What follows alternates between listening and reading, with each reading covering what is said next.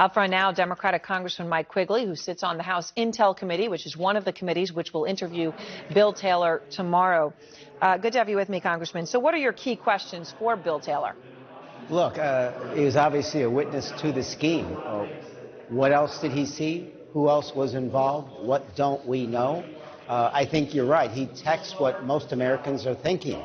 It's crazy to have a quid pro quo involving military aid. It's also extraordinarily wrong. And who else might have stepped up and said the same thing? In the text, he alludes to a phone call, as we said on the phone.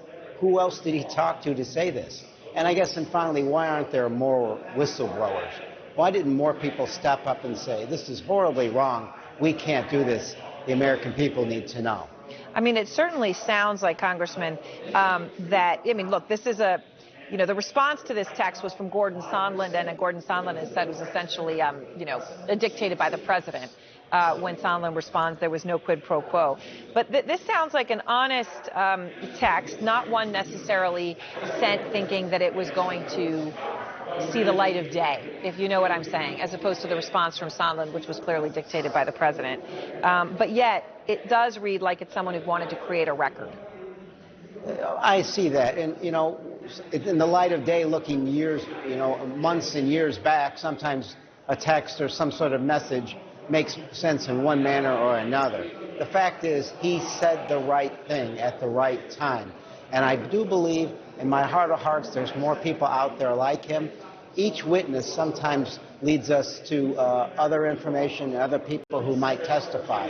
And that's why these ongoing depositions matter so much. And what else do we need to know? Yes, I think the American public has the majority of the case in front of them.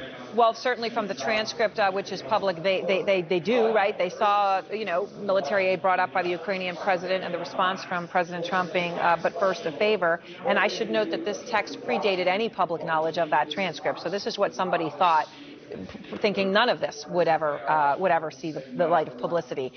Look, the deposition schedule, Congressman, for this week appears to be shrinking. One source is telling CNN tonight that some witnesses may have been removed because they still need to find counsel. So then they've got to reschedule. That pushes dates out. No depositions will be held on Thursday and Friday due to honoring the late chairman Elijah Cummings of Oversight. Are you going to get all of this done, the people that you need to interview, and get a vote on impeachment articles before Thanksgiving? Look, I think that's quite possible. Certainly delays won't be attributed to us. I do want to stress this. What we talked about, the case has been made. It is resonating with the American people. It's not just the transcript and the complaint. It's the text. And, oh, by the way, the admission by Mr. Mulvaney and the president himself in his own public comments. What we need to do is build this case, solidify it. None of these witnesses have contradicted anything in the complaint. They've done nothing but corroborate. They feed into each other. This won't be easy. There is obstruction.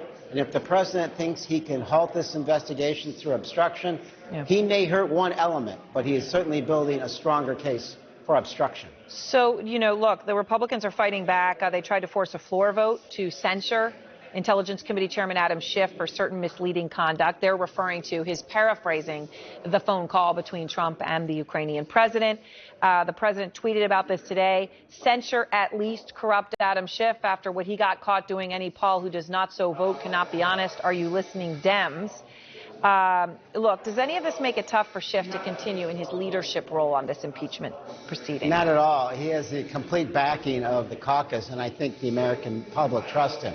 I've watched him for 3 years now lead us in an extraordinarily complicated and difficult leadership position on the Russian investigation and now Ukraine.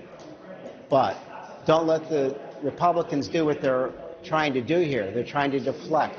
They're talking about process. They're talking about Adam Schiff because they don't want to talk about the president, what he did, and his abuse of power. Congressman, before we go, I want to ask you about something else the president talked about today, which is the accusation by Hillary Clinton against your fellow sitting Congresswoman, 2020 Democratic presidential candidate Tulsi Gabbard. Clinton said the Russians are grooming Gabbard to run as a third-party candidate to champion their interests, referring, to her being possibly a Russian asset. Here's what Trump said about that today. Hillary Clinton, if you've heard of her, she's the one that's accusing everybody of being a Russian agent.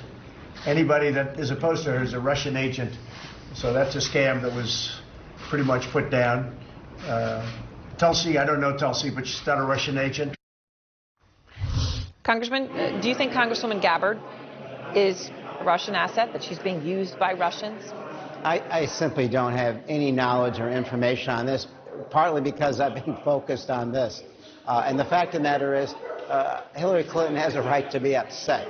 The Russians did a full throttle attack on her, and the entire intelligence community agreed, all 17 entities, with a high level of certainty, that the Russians attacked her. They attacked the democratic process to help.